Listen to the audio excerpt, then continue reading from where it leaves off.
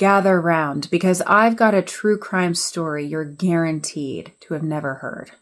Years ago, in broad daylight, a man walked out of a hospital with the administrator's unlocked laptop. On it, patient files and access to unsecured medications. He could have written himself a prescription for anything, and nobody stopped him.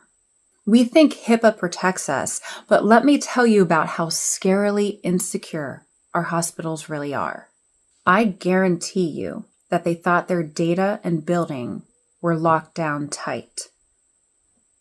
They were wrong. This man showed up in a t-shirt and jeans, walking around with his phone out. That's it. No clipboard, no ID, no elaborate disguise, except he had on a lanyard from a Las Vegas conference he'd gone to. Other than that, he just looked like any random person from off the street. But he had a mission.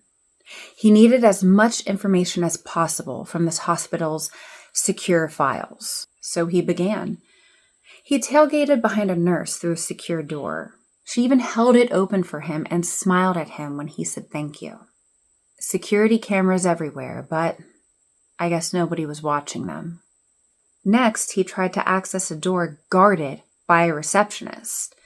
He needed a passcode to enter.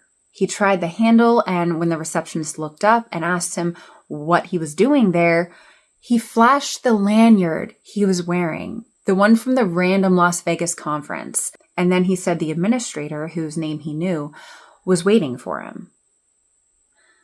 The receptionist let him in. After that, he was in the administrative wing. He found an unlocked office with patient files sitting on a desk. Names, social security numbers, medical histories, everything a criminal would dream of for identity theft. Then he decided to hit up the pharmacy storage area. It was unlocked. Controlled substances just sitting there. No one around. Man could have walked out with enough Tic Tacs to start a whole operation. But here's where it gets even scarier. He found computers logged into the hospital's main system. Patient records, financial data, everything. No screens locked, passwords saved in browsers. Believe it or not, it gets worse. He walked right into the administrator's office. It was unlocked and she was at lunch, door wide open, laptop sitting there on her desk. So he took it. Walked right out of the front door, laptop bag over his shoulder, waving goodbye to security. Nobody stopped him. Then, standing on the curb outside of the hospital, he made a phone call. I have the laptop, the one with everything on it. What laptop? The other person asked. Your laptop, he replied. Then he walked right back into the hospital and made a beeline for the security officer's office. Set the laptop right on the conference table, along with photos of the patient files and the unlocked pharmacy. Everyone in that room had been rushed there for an emergency call, and now they see why, and they were dead silent. The hospital's security officer looked at this man and asked, "How many people could do what you just did?" The stranger answered, "Anyone with enough confidence to act like they belong here." Here's the plot twist.